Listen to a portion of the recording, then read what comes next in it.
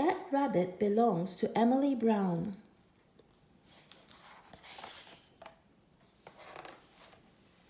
Once upon a time, there was a little girl called Emily Brown and an old grey rabbit called Stanley. One day, Emily Brown and Stanley were just launching themselves into outer space to look for alien life forms when there was a rat-a-tat-tat at the kitchen door. It was the chief footman to the Queen. He said, "The Queen has very kindly noticed your rabbit. She would like to have that bunny wunny. In return, she offers this brand new golden teddy bear." Emily Brown looked at the Queen's teddy bear. It was stiff and new and gold and horrible. It had staring eyes and no smile at all. "No, thank you," said Emily Brown. "This rabbit is not for sale, and his name isn't Bunny Wunny, it's Stanley." And Emily Brown shut the door politely. An hour or so later, Emily Brown and Stanley were just riding through the Sahara Desert on their motorbike when there was a rat-a-tat-tat at the garden door. It was the army. The captain saluted and said, "Her Most Royal Highness Queen Gloriana III greets Miss Emily Brown, and she would still like to have that bunny wunny. In return, she offers her brand new golden teddy bear and 10 talking dolls that say Mama, Mama." Emily Brown said, "I don't want 10 talking dolls. I want my rabbit, and his name isn't Bunny Wunny, it's Stanley." And Emily Brown sent that army away, less politely this time. A few days later, Emily Brown and Stanley were just deep-sea diving off the Barrier Reef when there was a rat-a-tat-tat at the garden door. It was the Navy. The Admiral saluted and said, "Her Most Glorious Royalness Queen Gloriana III greets Miss Emily Brown, and she would like you to hand over that rabbit at your earliest convenience. She points out that she is the poshest person on the planet, and Bunny Wunny will be much better off with her.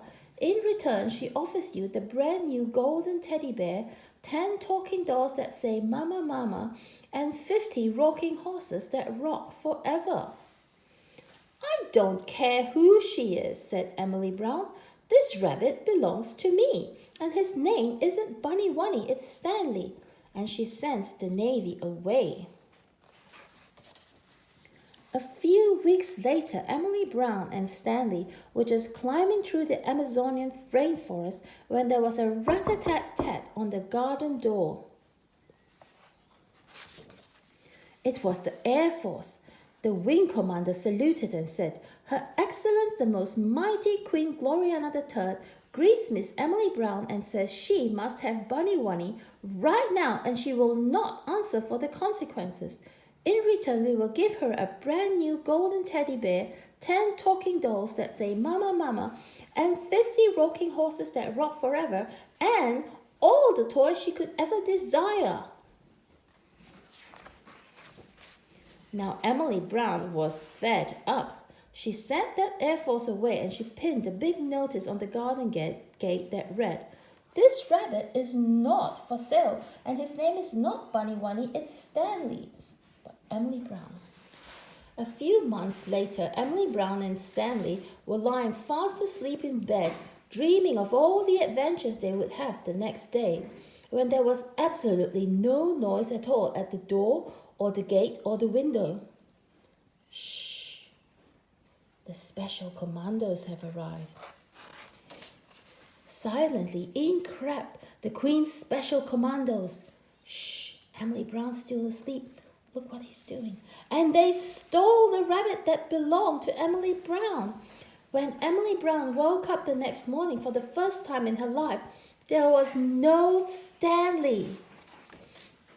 Emily Brown was so cross. She knew just what had happened. She marched straight up to the palace on the hill. She knocked on that naughty Queen's front door. Rat-a-tat-tat! Emily Brown ran into the palace, and there was that naughty Queen, crying like anything. The first thing she said was, "Thank goodness you've come, Emily Brown. There's something wrong with Bunny Wunny." There was indeed something wrong with Stanley. That silly naughty queen had put him in the royal washing machine all night, and he'd come out an odd pink color.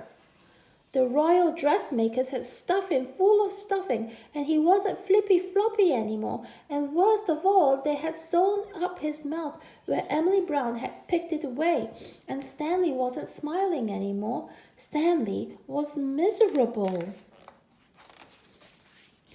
"Oh, Emily Brown, is there anything you can do?" asked the silly, naughty queen. "There certainly is," said Emily Brown. "I shall take Stanley home." That silly queen started crying harder than ever. "I have all the toys in the world, but none as nice as Stanley." Emily Brown felt sorry for that silly queen. So she went to the royal toy cupboard and she took down that brand new golden teddy bear and she placed it on the queen's lap. Emily Brown whispered so that no one else could hear, "You take that horrid brand new teddy bear and you play with him all day, sleep with him at night, hold him very tight, and be sure to have lots of adventures, and then maybe one day you will wake up with a real toy of your own." And Emily Brown and Stanley went home. That was the last Emily Brown and Stanley heard from that silly naughty queen for quite some time. But one day, a couple of years later, just as Emily Brown and Stanley were exploring the outermost regions of the Milky Way, there came a rat-a-tat-tat on the kitchen door. It was the postman with a letter for Emily Brown, and it just said, "Thank you." There's the queen with her teddy bear.